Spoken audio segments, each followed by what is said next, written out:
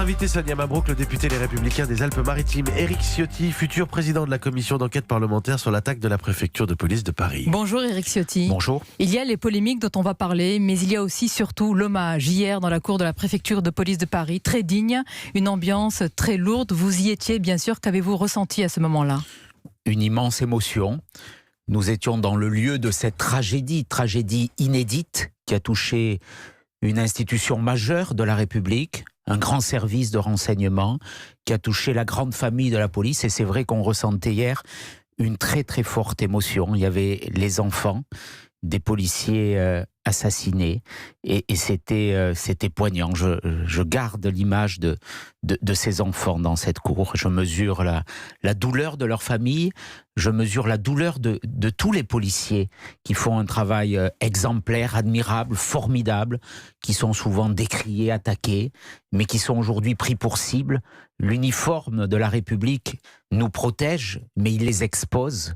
Et ça, on doit avoir en permanence cette idée de reconnaissance envers nos policiers, nos gendarmes, nos services de renseignement, tous ceux qui portent cet uniforme de la République, nos militaires, et mesurer leur sacrifice, parce qu'ils sont en première ligne dans ce combat. C'est un combat global. Le président de la République, d'ailleurs, l'a dit, c'est un combat qui doit mobiliser. Et vous avez d'ailleurs salué les mots du président de la République, affirmant qu'ils étaient justes, justement, et de circonstance à ce moment-là. C'était un discours juste, avec des mots forts.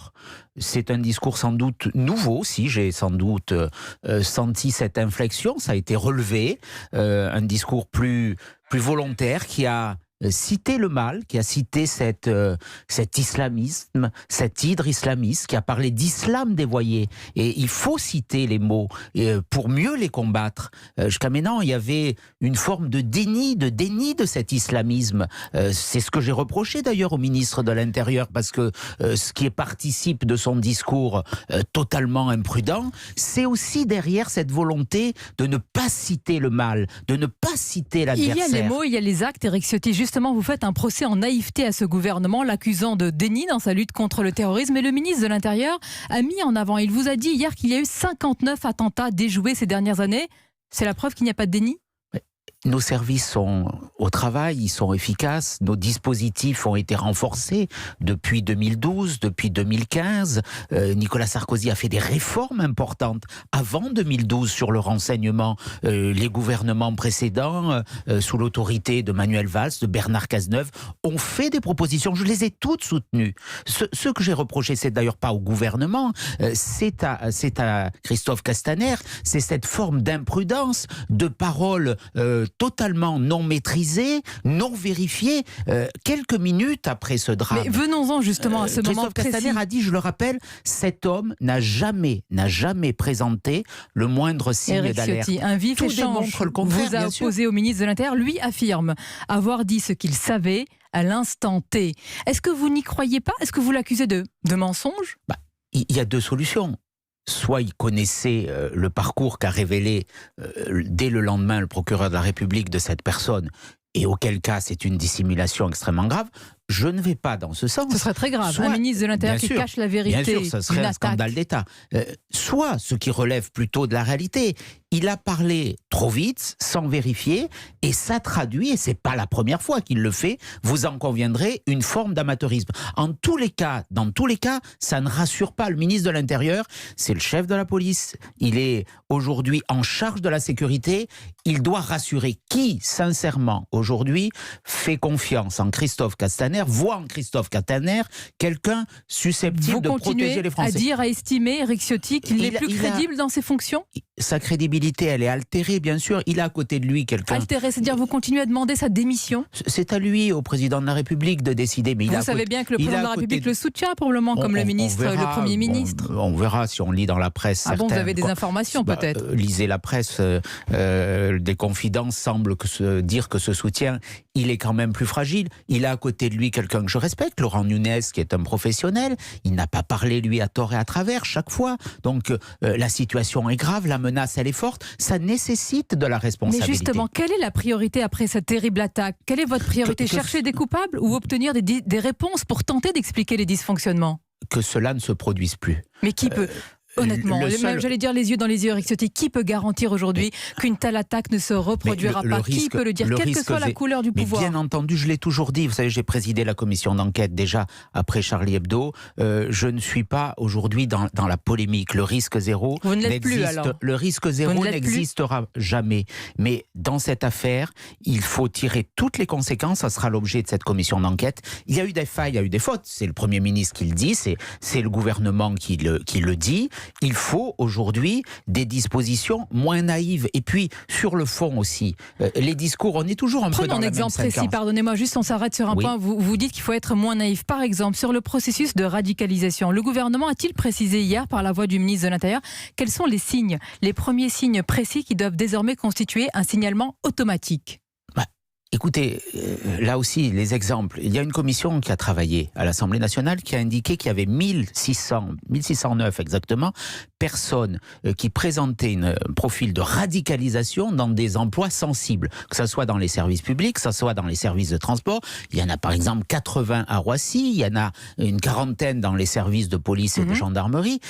Qu'est-ce qui a été fait depuis? Quelles mesures, quelles préconisations ont été mises en œuvre? Donc on a toujours, et c'est ce que je reproche, les mêmes séquences. Il y a le drame, il y a l'émotion, et puis il y a un peu la banalisation. Donc aujourd'hui, on ne peut pas banaliser. Il faut agir. Les mots, je les redis, ont été justes. Maintenant, les actes Ciotti, doivent à partir suivre. de quel moment, selon vous, peut-on considérer qu'il y a radicalisation? À partir de quel moment une signalisation doit être faite?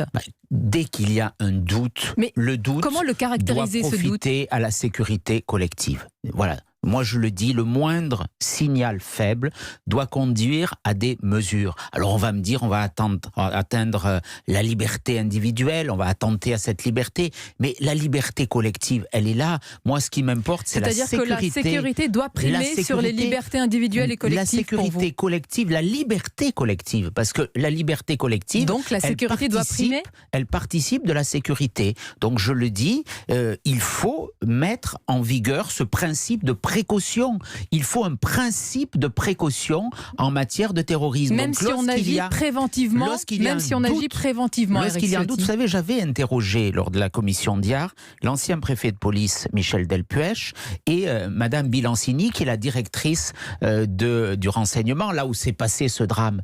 Ils nous avaient fait part du maquis procédural pour faire en sorte que quelqu'un qui était signalé soit exclu. Ce n'est plus possible. Attendez, pardonnez-moi, vous dites maquis procédural, d'autres disent que c'est tout simplement le droit, le respect du droit. Dans ce cas-là, il faut contourner, changer. De naïveté. On est dans une guerre. On nous a déclaré une guerre et on répond, il faut faire des rapports en plusieurs exemplaires pour qu'on fasse des signalements. Non, c'est pas sérieux. Pour conclure, vous l'avez dit, vous allez présider cette commission d'enquête parlementaire. Tout d'abord, quand précisément doit-elle être mise en place? Elle sera sans doute mise en place la semaine prochaine et nous allons travailler, je le dis, avec un seul objectif: améliorer la protection des Français. Vous le dites parce que le président de l'Assemblée a mis en garde l'opposition, peut-être vous personnellement. Il a dit attention à faire de ces auditions un grand spectacle pour amuser la galerie. La plupart de ces auditions se feront de façon secrète d'ailleurs, puisque nous auditionnerons des agents qui sont exposés.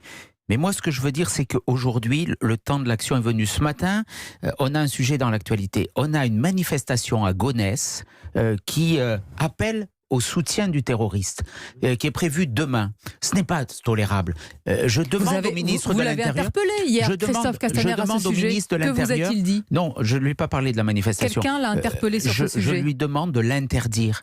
Aujourd'hui, il faut des actes. Ça tombe sous le sens. On ne peut pas comprendre qu'on accepte une manifestation de soutien à un homme qui a tué 4 policiers. Vous n'avez aucun doute. Vous n'avez aucun doute. Le ministre de l'Intérieur va interdire ce genre de manifestation. Pour l'instant, la préfecture du Val d'Oise dit qu'elle ne sera pas interdite. C'est une provocation insupportable. Je demande solennellement ce matin son interdiction. Comme nous avons des contradictions, comment cet imam de Gonesse, qui avait fait l'objet d'un arrêté d'expulsion, d'obligation de quitter le territoire, non seulement n'a pas été expulsé, il était fiché S, mais il a été régularisé et de questions qui feront l'objet de votre commission d'enquête. Une dernière question pour conclure vraiment, Éric Ciotti. Qui sont les premiers auditionnés de cette commission?